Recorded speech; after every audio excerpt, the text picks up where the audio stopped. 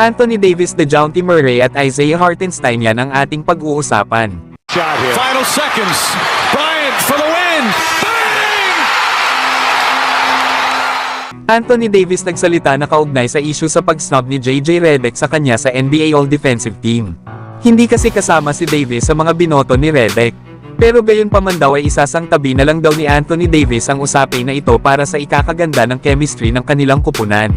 Lalo at sa ngayon ay si JJ Redick na ang bago nilang head coach matapos itong i-hire ng Lakers sa 4-year deal. Na kahit nga hindi binoto ni JJ Redick itong si Anthony Davis, ay para dito si AD pa rin ang isa sa mga best defender sa NBA lalo na sa Los Angeles Lakers. Kaya aasahan natin mga idol na i-maximize ni JJ Redick ang skills ni Davis. Ito nga ay ang pag-dominate nito sa pag-atake sa basket. Na maganda sana kung meron pang isang mahusay na sentro na makakasama si Anthony Davis. Para naman makapag-focus ito sa kanyang opensa. Kumbaga ay nakaabang na lang si Davis para maging second blocker. Mas bagay kasi dito ang maglaro ng power forward dahil nagagamit niya ang kanyang mga shooting sa labas.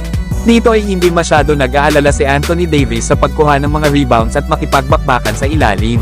Kaya tingnan natin mga idol next season kung papaano ba magagamit ng maayos ni JJ Redick itong si Anthony Davis.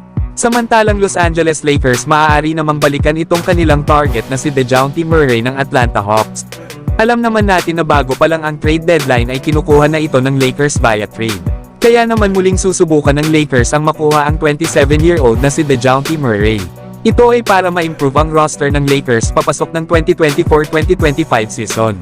Tamang-tama nga si Murray pamalit kay D'Angelo Russell kapag hindi nito kinuha ang kanyang player option. Maganda nga si DeJounte Murray na maging playmaker lalo at isa rin itong shooter at scorer. Kaya naman malaking bagay para kana LeBron James at Anthony Davis na magkaroon ng kasamang batang athletic na third star sa kanilang kupunan. Mahihirapan nga kasi ang kalaban ng Lakers na bantayan ang kanilang Big 3 kapag nakuha nila itong si DeJounte Murray. Na ngayong season sa Atlanta Hawks ay nag-average ito ng 22.5 rebounds at 6 assists per game. At meron naman itong 36% shooting beyond the arc. Kaya panigurado na kapag nakuha ng Lakers ang former All-Star na si DeJounte Murray, ay hindi malabo na makarating ang Lakers ng NBA Finals. Para naman sa huli nating pag-uusapan mga idol, ay itong sentro na si Isaiah Hartenstein na isa na nga itong free agent ngayong off-season.